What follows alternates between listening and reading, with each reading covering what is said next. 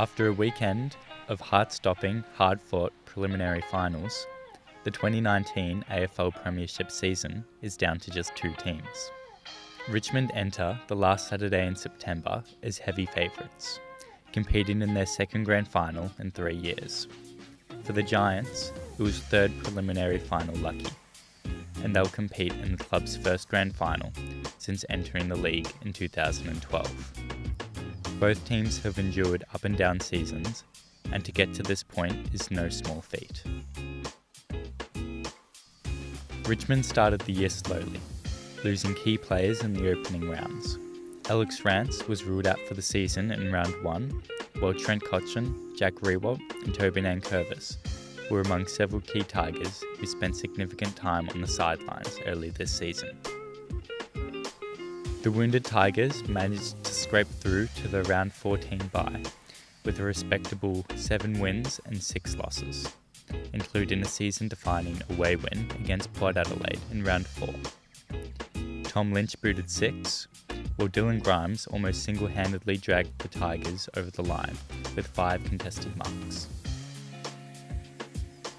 Following the bye, the Tigers returned to their best, winning their last 10 games in a row and storming past Brisbane and Geelong to return to the grand final. While the Tigers have been boosted by Dustin Martin's return to form, it's been some of their previously underrated players that stood up this year. Dylan Grimes and Basher Hooley were fittingly rewarded with All-Australian honours for incredible seasons down back, Grimes stepping up to fill the void left by Rance. Dion Prestia will be a strong contender for the Tigers' best and fairest, enjoying career-best form. The former Sun averaged 27.7 disposals and 6.7 score involvements per match, and up forward, Lynch has more than covered for the injured Riewoldt, his season tally currently sitting at 61 goals, 5 of which proved to be the difference in the prelim last week. Damien Hardwick has said that without Lynch, we would never have gotten to this position. The Giants will be full of excitement leading into the club's first ever grand final. They are just the second team since 2000 to reach the grand final from outside the top 4, and they'll be aiming to repeat the Bulldogs' fairy tale run of 2016. The Giants have also suffered their fair share of injuries, losing co-captain Callum Ward and star midfielder Stephen Coniglio in rounds 4 and 17 to season-ending injuries, and Lockie Whitfield, arguably the best kick in the league, has been in and out all year. In an opposite story to Richmond, the Giants sat second on the ladder going into the bye, with a record of 9-4. However, losing 5 of their last 9 games saw them slide down to 6th. By the end of the season, many were already writing them off in the first week of the finals.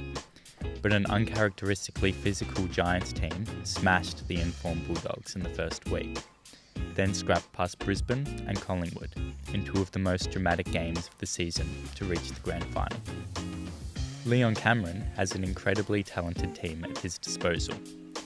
Lockie Whitfield has been a star for the Giants this season, averaging 27.7 possessions and a whopping 480 metres gained. Zach Williams and Tim Taranto have also put together breakout seasons to cement themselves in the Giants' best 22, while Josh Kelly is back to his best after overcoming his own injury concerns.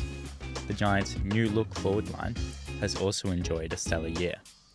Toby Green looks dangerous whenever he goes forward, and Harry Himmelberg and Jeremy Finlayson provide able support for Jeremy Cameron, who leads the league's goal kicking with 75, and finally managed to claim a much-deserved Coleman medal at the conclusion of the home and away season. The 2 matches between the teams this year were split, the Giants winning by 49 points in round 3, and the Tigers by 27 in round 17 at the MCG. Both teams are high-scoring, attacking sides, which should lead to an entertaining match, although there are significant contrasts in how the teams go about scoring. While the Giants' midfield has been elite and close this year, Richmond have seemingly abandoned any attempt to dominate around the stoppages, ranking dead last for clearances with 33.9 per game, while the Giants lead the league with 42. Richmond also ranks second last for contested possessions, so look for the Giants' mids to dominate in close. This plays well into the Giants' hands, as 45% of the scores they generate from clearances ranks them first in the league. Richmond, unsurprisingly, are last in this area. The Tigers instead will rely on their excellent backline and defensive structure to counteract this, often dropping numbers back to leave Nick Floston or Dylan Grimes loose behind the ball. This disciplined defensive structure and their pressure around the ball means that Richmond lead the league in scores from turnovers, with 65.6%, while GWS find themselves last in this department at 51%, further highlighting the contrast in the game styles. One similarity, though, has been a dominant key forward for each team, and both Jeremy Cameron and Tom Lynch could be key in deciding this Saturday's match. Matt de Boer's matchup will also be watched with great interest. Having become one of the best taggers in the league, de Boer held his likely grand final opponent, Dustin Martin, to just 15 disposals in round 3. Martin has booted 8 goals in this finals campaign so far, and he'll be looking to repeat his Norm Smith medal winning performance of 2 seasons ago. Regardless of what happens on Saturday, the narratives surrounding both teams would be fittingly rewarded with premiership glory. It's hard to see the highly favoured Tigers losing out in front of an MCG crowd that will be well on their side, but if the Giants can play their best football, we may be about to witness another precious slice of AFL history.